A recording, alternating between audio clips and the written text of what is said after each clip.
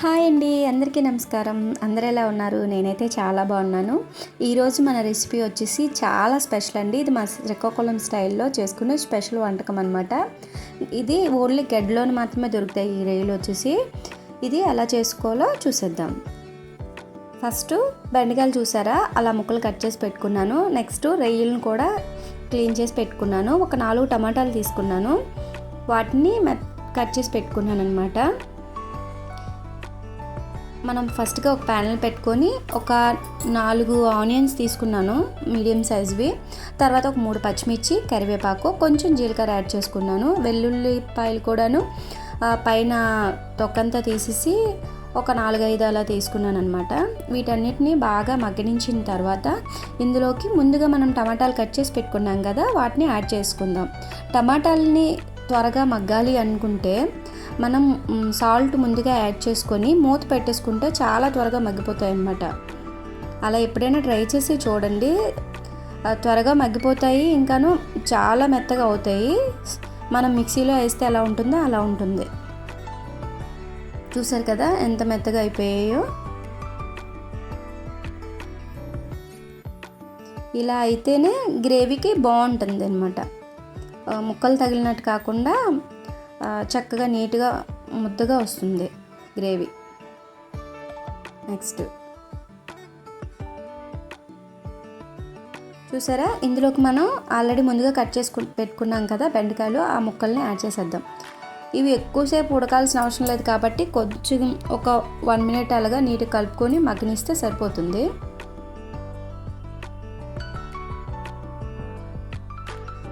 Already మనం ముందు salt వేసి ఉన్నాం కదా, ఇందులోకి కారం వేసుకొని నీట్గా కలుపుకుంటే సరిపోతుంది అన్నమాట.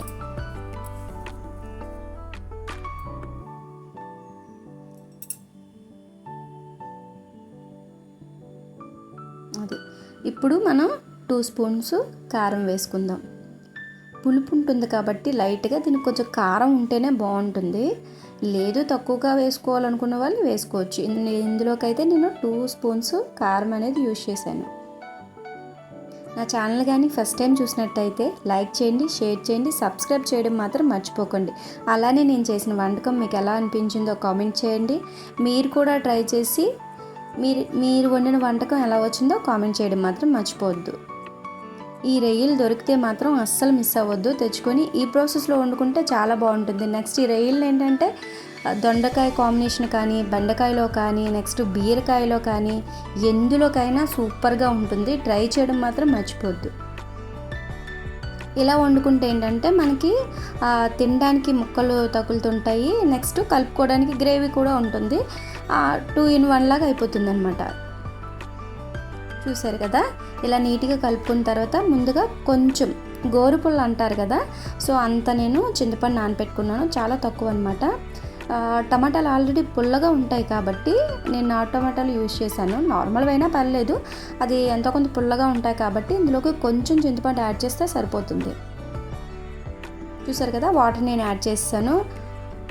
కానీ ఈ గ్రేవీతో అంటే ఇంత వాటర్తో బెండకాయలు ఉడకవు అంతగా, సో మనం కొంచెం ఎక్కువ వాటర్ని తీసుకుందాం.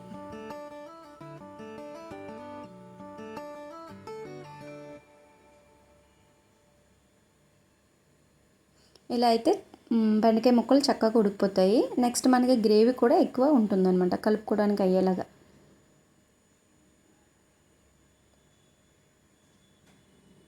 చూసారు కదా, ఇలాగ నీట్గా కలుపుకొని సాల్ట్ ముందుగా వేసుకున్నాం కదా, నెక్స్ట్ దీన్ని ఇప్పుడు చెక్ చేసుకొని అడ్జస్ట్ చేసుకోవచ్చు. సరిపోయిందంటే ఓకే, లేదు అనుకుంటే కొంచెం యాడ్ చేసుకుంటే సరిపోతుంది. ఇప్పుడు మనం మూత పెట్టుకుందాం. చూసారా, ఉడుకుతుంది.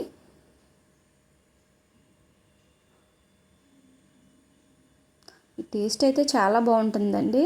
ట్రై చేసి మాత్రం కామెంట్ చేయండి. అండ్ ఆల్రెడీ వండిన వాళ్ళు ఉన్నా సరే మీరు వండినట్టయితే కామెంట్ చేయండి. మన శ్రీకాకుళం స్టైల్లో ఎవరెవరు వండుకున్నారో కామెంట్ చేయడం మాత్రం మర్చిపోద్దు. కొంచెం కొత్తిమీర యాడ్ చేసుకుందాం.